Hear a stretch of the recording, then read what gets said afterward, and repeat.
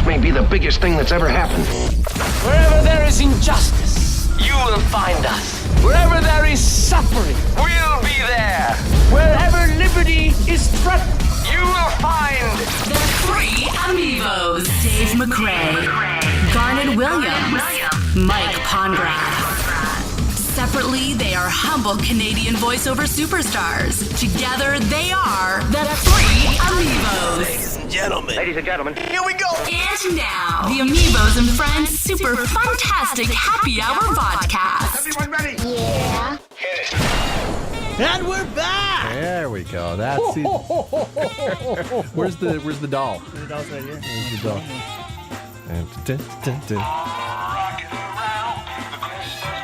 This is reminding me of Home Alone. Holiday. I feel like I should be like dancing with some Shaving? mannequin. No, some mannequin on strings trying to keep Marv and Harry. That's Home Alone 2. No, that's Home Alone 1, isn't it? Oh, Home Alone 2. In the shower, is isn't that in the shower? But in the first one, I thought it was Yeah. Do you often think of Joe Pesci and Daniel Stern in the shower? No, it was on Marathon on Showtime or something. It was like a that, marathon. Speak for yourself, I do. Before the break, we were talking about, again, in case you're just, you wouldn't be just joining us because this is a podcast. No. Of course. People have been standing in line waiting for us to come back. You would only just be joining us if you hit play and then hit 20 minutes in. Dave had been discussing politics, and this year, more so than any year, I think, really there was a huge focus on people's political leanings. Oh, you get enough back and forth. Like, I like using my Neumann. Well, I think that you should be using a Sennheiser. That's enough of a back and forth debate, usually for the VO groups. Yeah. But I actually saw some shots taken at our fellow voice actors within the community. Because, there was a picture of them, wearing a Trump pin or something like that. Like, I'm a fan of keeping politics out of your business stuff. What I found fascinating this year, and again, because the social media, like the voiceover community, most of it generally, it's social media friends. These are people that you know by name, you may have seen in threads, people you may never have met. You mean in Facebook threads, not in threads? Facebook, boss threads. It was a little shocking how some voice actors really wore their political leanings and beliefs on their sleeve and on their pages. Oh, there's always some jagoffs out there that are like way too political on their page, where they also try to run their business. They have too much politics, and they're belligerent about it. You're not talking about those ones. These are ones that until this year, because the election seemed so divisive, we were starting to see more of the people who are usually subdued about topics like that be more vocal about it. I was very surprised, especially from a business standpoint. Like you said, you don't want to bring politics into your business. Very polarizing. Again, for fear of alienating clientele. There were a fair bit of talents who it was shocking to see the extent of their political beliefs and how much it was mixed with their personal pages. Yeah, what I found, you look at what was going on in the States, and there's no doubt it was controversial. There's no doubt there was one side or the other. There's no doubt that there was, it was heated. It was heated. But what I found interesting is that, like you said, it's almost like it was this anger, this unconscious sort of anger was building up in private politically, and most of them know they can't just come on Facebook or know it's a bad idea to probably start reaming out, things. So they sort of used it as they sort of steered their anger towards directing their political anger or frustration. And I know that might sound to some of our I had a thing in my throat. Both of our listeners. I know that might sound a little bit. Oh, come on! But I like you guys. I saw some conversations and some debates happening in the voiceover community on topics of voiceover that got very heated, very controversial, very back and forth. And I thought, this is new. I was a little surprised at how real polarizing. I guess the word. Certain topics. I mean, the Fiverr issue, which we talked about briefly at the beginning of the show, Fiverr really came into the forefront this year. Even today, there was there was something our friend Terry Daniel posted, just pointing out the sometimes often unprofessionalism of some of the Fiverr people in their marketing. And he was putting it out there, and I agree with Terry to an extent on this, to a large extent on this, that if you're going to put something out there as a marketing tool, it needs to be correct. And if it's not, and especially with it being Fiverr, which has already got a reputation rightfully earned for kind of undercutting the industry and devaluing it, you leave yourself open to ridicule.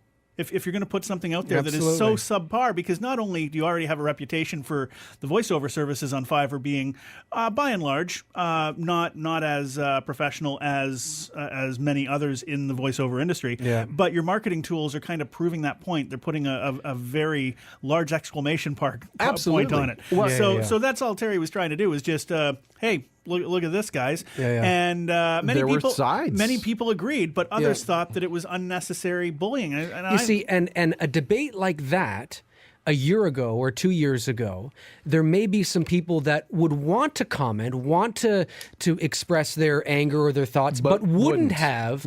And this year, you see more people going, you know what, fuck it. I think this is, and that's what I meant by, it almost seems like there's this wave of anger. But it was interesting with the Fiverr argument, and I mean, it's very difficult to see both sides of the Fiverr story. I mean, on paper, sure. Hey, you know what? Joe Blow wants to make a couple extra bucks. Fiverr's a great idea. Who's to say, like, why should I condemn this guy because he's just trying to make a buck? Whereas the VO pro community or the VO, semi-pro community, you're undercutting our rates. This is bad for the industry. Well, who made you the de facto, president of the VO world? There was some really, some solid arguments on both sides and beliefs and support on both sides. Bill DeWeese took a real crap kicking, and whether you agree with his support of Fiverr or not, I've never met Bill personally. I mean, I haven't either. I've heard many people say he's a great guy, and I don't doubt it. But being a great guy has nothing to do with. No, but to Bill's credit, when he was attacked and viciously by, and some would say deservedly so, by the semi-pro and the pro community, he stood his ground and said, what? He was basically fuck all y'all. Yeah, exactly. And I think there's a lot more of that this year within the voiceover community, of people saying, you know what, screw you, this is my business, this is how I do it. I can sleep at night doing this, knowing that's, which is really surprising that's. It is. Maybe that's just the political climate that came into it this year. But I'm hoping that, things sort of like mellow out for 2017. Or is it the beginning of a new sort of wave? Well, aren't you the Mr. Glass is half empty? No, I was just going to say the only thing with Fiverr, and I don't know. I mean, I know about it obviously, and I know what it is, and I know why it's controversial. The only thing that when it first came onto the scene, and it was kind of like, oh, this is that. In my mind, I thought, why? I mean, for me to make $100, I'd have to do 20 projects. Like, I mean, I just, it's just, that alone, that alone, yeah, I guess maybe if you're Joe, like, for instance, the poster that made the Fiverr tweet that was sort of the focal point of today, you do a little background check. He's just a radio producer who probably, and Garnet and I know what most radio wages are these days. Anything above and beyond, a box of ramen noodles, that is called, the holy grail of payday. Right. So, I get the sense that he knows nothing about the voiceover community. Yeah. But he probably voices stuff at his radio station where he produces it as well.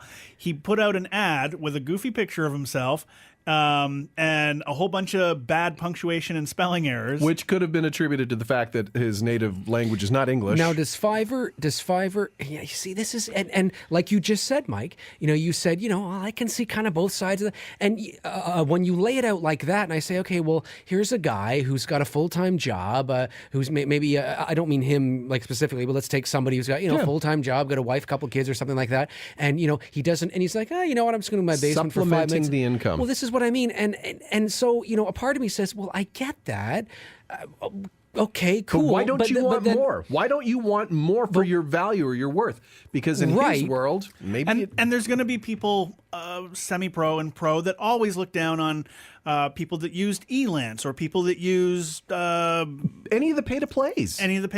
Yeah, or, God forbid, I hate these sites, and I do. The ones like... Voice Bunny old voice jock guys that they hire like a huge roster. It's $35 for a 30 or something like that, and minus a 60% commission. Yeah, like 30% commission. It's ridiculous. Yeah. I hate those, but if that's what somebody's doing just to make beer money for a month, I don't care. But the big argument on all of this is anybody who was going to was going to use somebody like that to voice their ad. Yeah. They would never come to people like us. They're not taking business away from us, and quite frankly, we don't want to work with anybody who would hire that kind of talent. Yeah, but you'd get arguments on the other side saying that, well, then you just need to educate the client or educate the Fiverr. It's but again, this year was the year where a lot of that there was a lot of people stepping up and saying this is what I believe. And no huger sign of that was the SAG-AFTRA strike. And we will talk about that in part 3 of our year in review on the AmiVO's and Friends Super Fantastic Happy Hour Vodcast. We are finished. We are over. It's over. The AmiVO's and Friends Super Fantastic Happy Hour Vodcast has been brought to you by the 3 AmiVO's. Show's over. It was written, recorded, edited, and produced from deep within the Great White North by Dave McRae, Garnet Williams, and Mike Pongracz. Are we going bye-bye? For more AmiVO fun, questions, or comments, check us out online at 3amivos.com. On Twitter at the 3amivos. Until next